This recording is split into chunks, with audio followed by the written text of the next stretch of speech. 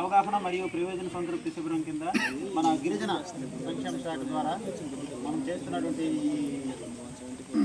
PM JANMAN PM యుగ ఈ గ్రామ సభకు విచ్చేసిన గౌరవ పెద్దలందరికీ కూడాను పేరు పేరున, అలాగే మహిళా సంఘాలకు, అలాగే గ్రామ పంచాయతీ వివిధ గ్రామాల నుంచి వచ్చిన అందరికీ, వార్డు మెంబర్లకి అందరికీ, అంగన్వాడీ టీచర్స్కి, ఆశావర్కన నమస్కారాలు, ఆహ్వానం పలుకుతున్నాం.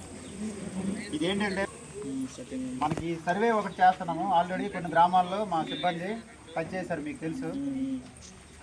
ఒక మనిషికి అంటే అన్ని క్యాస్ట్లకు కాదనమాట. ఈ దీనిలో భాగంగా ఓన్లీ గిరిజనులు పీవీటీజీ, నాన్ పీవీటీజీ అని కాకుండాను అందరు గిరిజనులకు అనమాట, ఎస్టీ అందరికి కూడాను వాళ్ళ జీవన స్థితిగతులు ప్రజెంట్ ఎలా ఉన్నాయి, వాళ్ళకి ఇంకేం కావాలి, మెరుగుపరచడానికి ఏం చేయాలనేది ఈ కార్యక్రమం ముఖ్య ఉద్దేశము.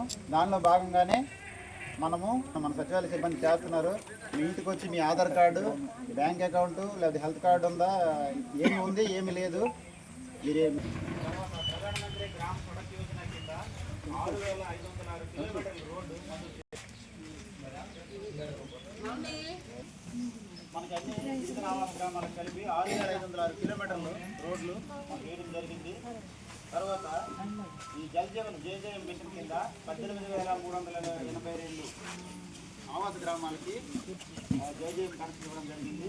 తర్వాత ప్రధానమంత్రి జనజాతీయ వికాస్ మిషన్ 511 వికాస్ కేంద్రాలు ఏర్పాటు చేసింది. 100 కేంద్రాలు అంటారు, 100 వికాస్ కేంద్రాలు అది ఏర్పాటు చేసింది.